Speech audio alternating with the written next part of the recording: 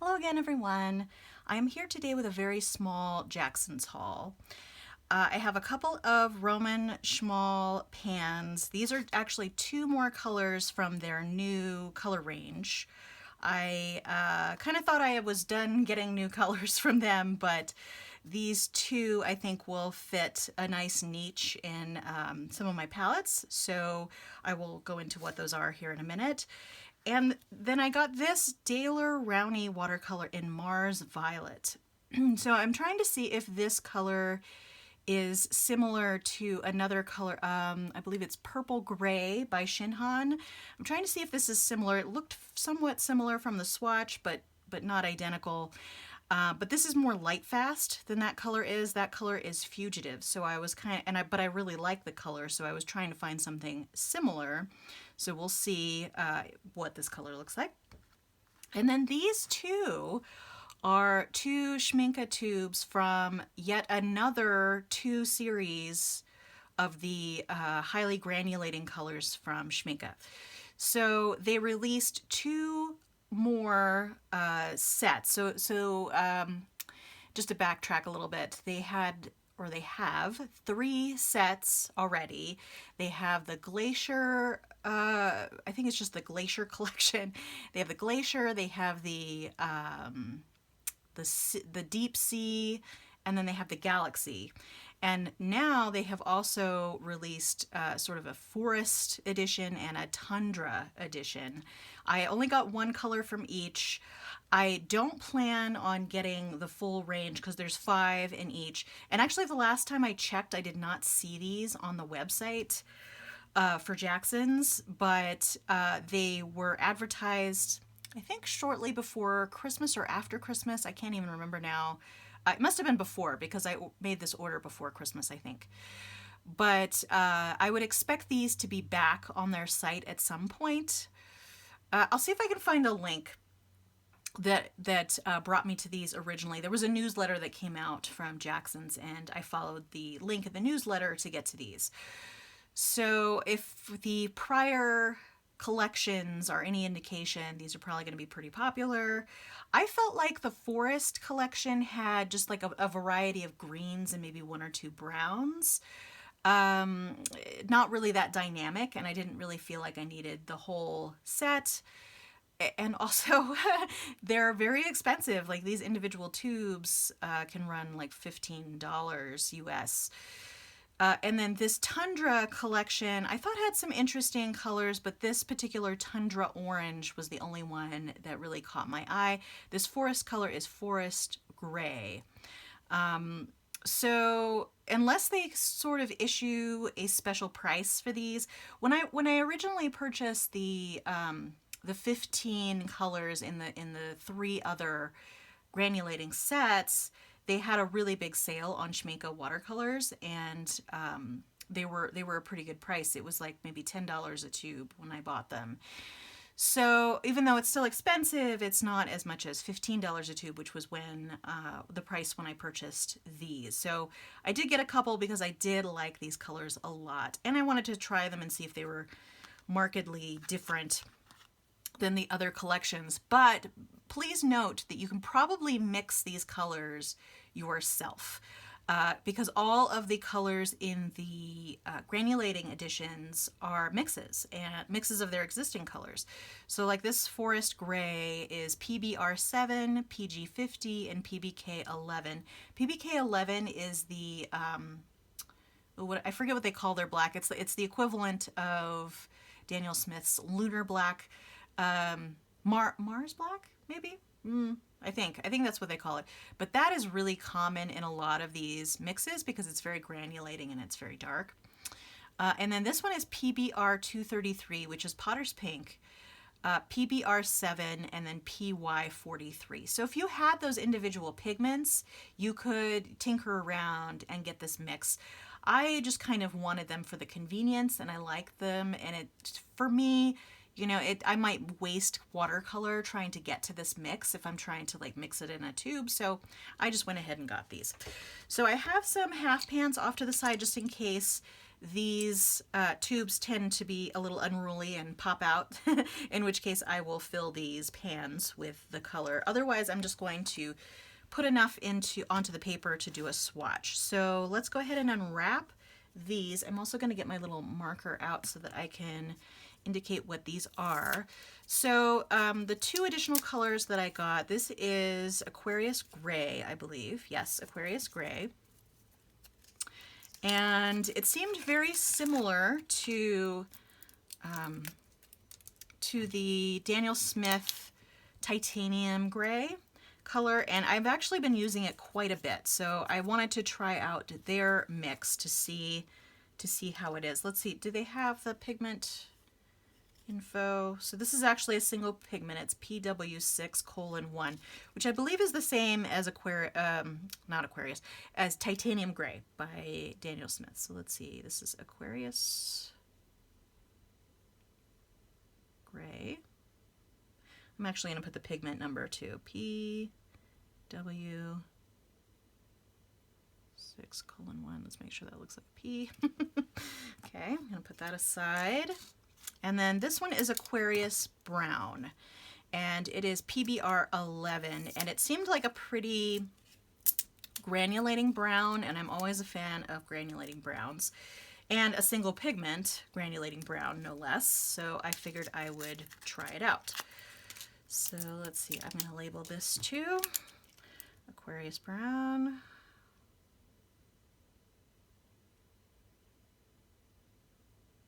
And this was what was it, PBR1.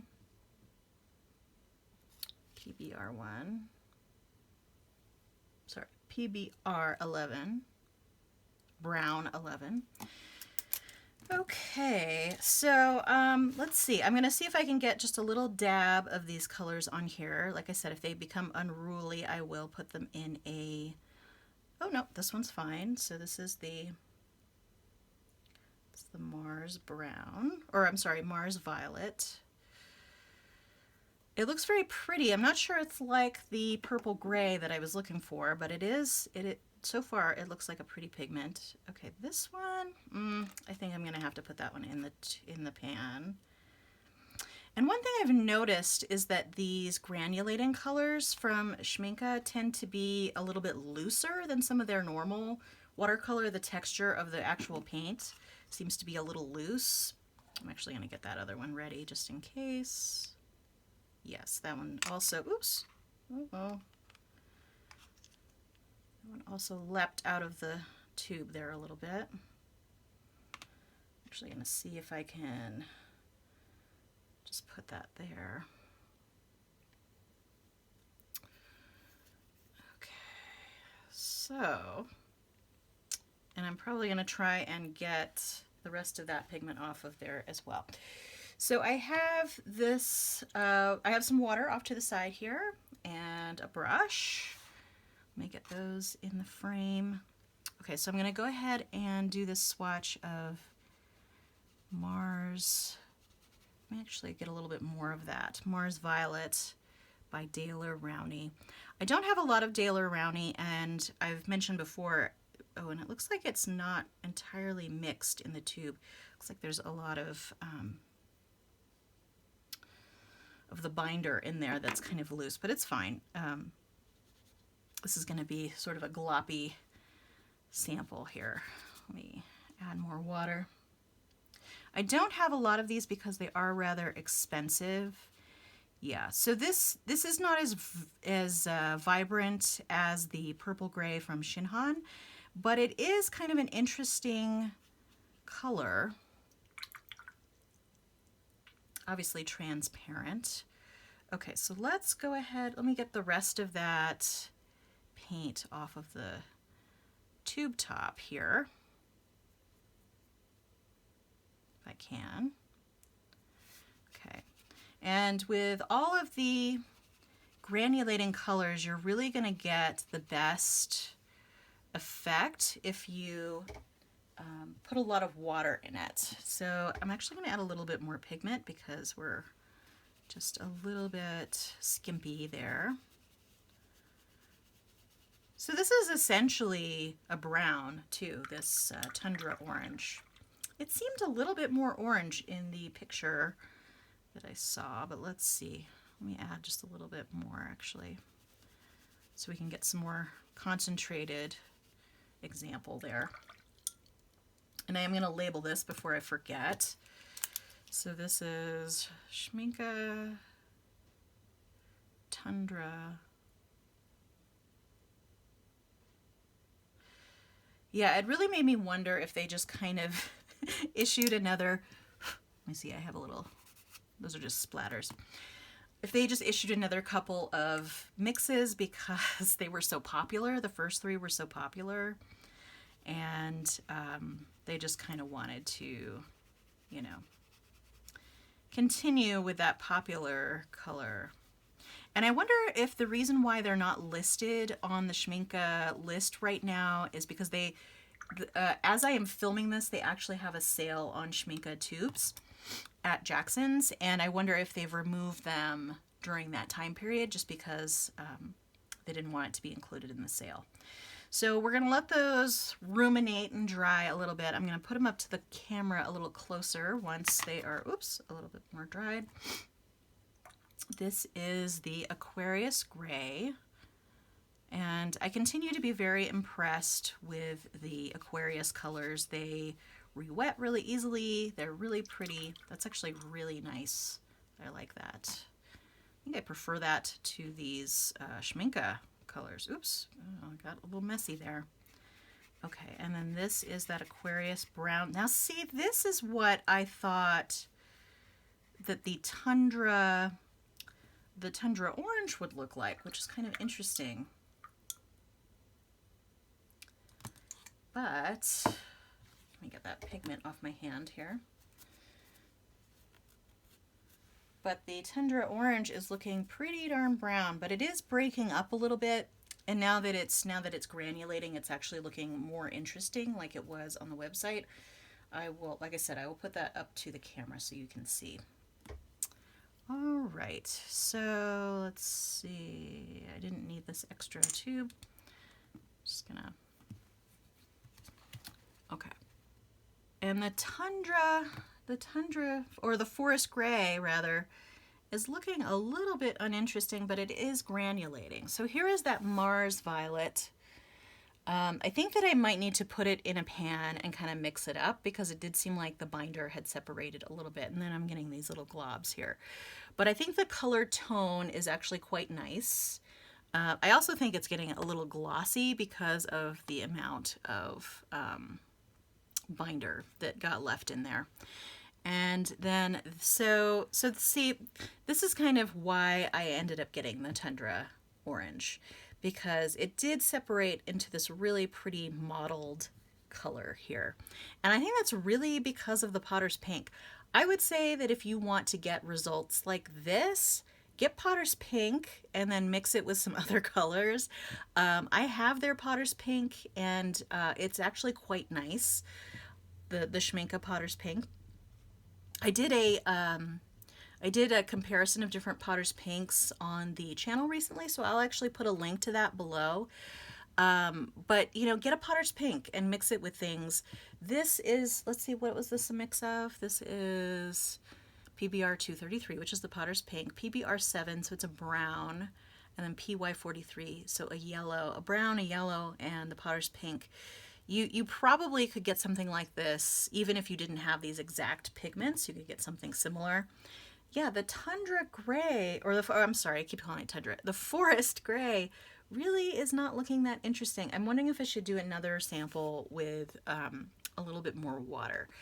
And then, so this is the Aquarius Brown, which again, I don't think I added enough water, but you can sort of see the granulation there. I'm not seeing as much granulation here, but I think it's going to be a very useful color. What's very interesting to me is that these are so similar. I mean, this is technically a gray. They call it Forest Gray. I'm going to do one more with that. Okay. Let's see. Oh, okay. So I'm getting more pigment at the beginning too. And let's see. Maybe I just didn't get a dynamic enough sample there. Okay. So let's let that sit for just a second. I'm going to put these off to the side here. So I think I would say, you know, for these new ones, of the sets that exist, I would think that the Glacier set is probably the most interesting across the 5 colors that they have.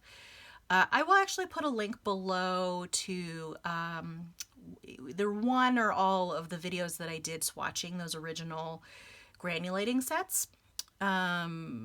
Because I do think the Glacier one is the most interesting. I think there are some very interesting colors in the Deep Sea and the Galaxy collections as well. I think that of these, when I was looking at them, like I said, the Forest collection seemed to be a bunch of different greens, which weren't all that dynamic. The Tundra had a few different interesting colors, but this one was really the one that spoke to me the most. I don't plan to get any more of these. Unless I need to fill out an order or something to get free shipping or something like that, but I don't think I will be. So this is what you're going to get. Okay, so here, I mean, there's a little bit more granulation, and you can see as this one has dried, there's actually a little more granulation in that one as well. But, you know, this has been sort of a complaint from multiple people in these highly granulating sets from Schmincke. I think you really have to take into account that Schmincke as a whole, as a brand, is not the most granulating watercolor. So when you are, as far as brands go, so when you're having a highly granulating collection from your most granulating colors, it's still not going to be like crazy granulating. I do think that this is going to lead to some interesting effects. I'm trying to figure out how I will use that. I mean, I might use it interchangeably with Aquarius Gray or the equivalent from Daniel Smith. I think that this one's going to be really useful for mixing. I mean, they're all really nice, but as you can see, they're sort of in a muted palette across the board. So, and I might do a follow-up of this one just because I don't think that this really did it justice because of the, because it wasn't really mixed very well in the tube. But I think you get the general impression of the tone of the color. All right. Well, that's it for today. It turned out to be longer than I expected just because whenever I do swatches, I seem to get carried away. But that's it for today. Feel free to subscribe to keep track of future videos on my channel. If you ring the little bell down there, you'll be able to get notifications when I post new videos. If you enjoyed this video, give it a like, and I hope to see you soon. But until then, have a great day. Thanks so much. Bye.